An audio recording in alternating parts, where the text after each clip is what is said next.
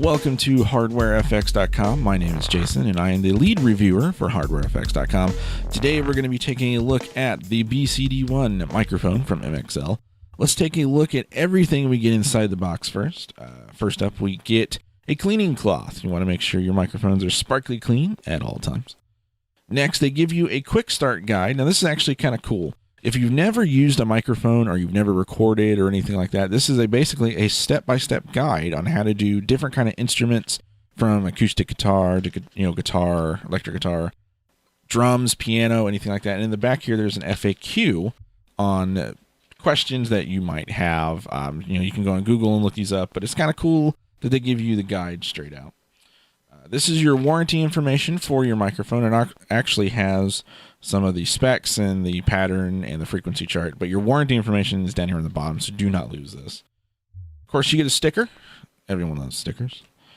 And then they give you a product catalog, which is actually kind of cool. It has a rundown of all the different types of microphones that they make. They make a lot.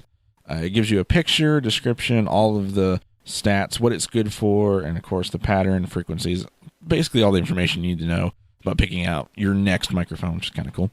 This is what I like to call the gun case. It's a hard plastic shell that all of your microphone will be stored in when it is sent or when you buy it. It's got some egg crate foam here on the top. This is high density foam.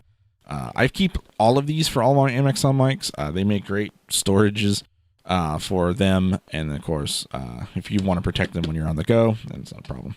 The coolest thing about this microphone is the pattern. I have 2 or 3 computers that are currently running in here. I have all my other gear, and literally the pattern on this is about this big compared to a condenser where it has a lot more ambient noise. Now, I do have the BCC-1, which we'll get to here in a minute, to compare condenser versus dynamic. But the cool part about this is if I go left or right, you will not hear me, and I'll do that. I'll turn my compressor off, and you can literally see if I start going this way, you're not.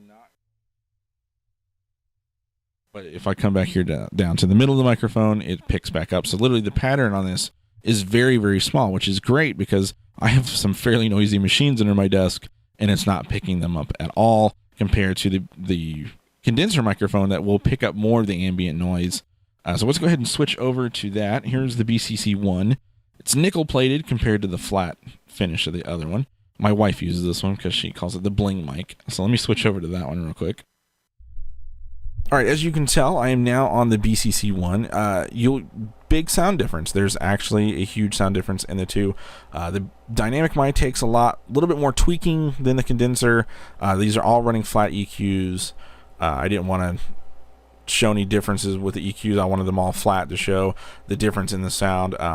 This also has a pad on the top of the microphone. Like if you got a more bassy voice, you can blow this out fairly simple. But like me, I don't have one, so I like to kick that up. But you can hear a little bit more of the room noise. This is plugged straight into the mixer. It's not running through the compressor. It's not as bad as some condenser mics, I will say that. If you've ever watched twit.tv, you'll always hear Leo say, "Talk down the barrel of the microphone." Well, that's very much the case with this. Just like the high LPR 40, you have to be right on top of it, not too close or you sound like crap. You have to be the perfect, the good amount of spacing. You have to work the microphone. That's what he's always said. You have to work the microphone. The condenser is a little bit more forgiving in that because, the projection is a little bit wider, but it picks up more of the room noise to where, for me, that's not a good idea because I have a lot of equipment running and everything like that, and you don't want all that ambient noise. Now, if you tweak it, like I said, you can get kind of rid of it. But I've never had a problem with MXL mics. They've always been great. The customer service has been great. I want to thank Scott from MXL for sending out the microphones for review. You can follow them on Twitter at MXL Mics, and of course their website, mxlmics.com.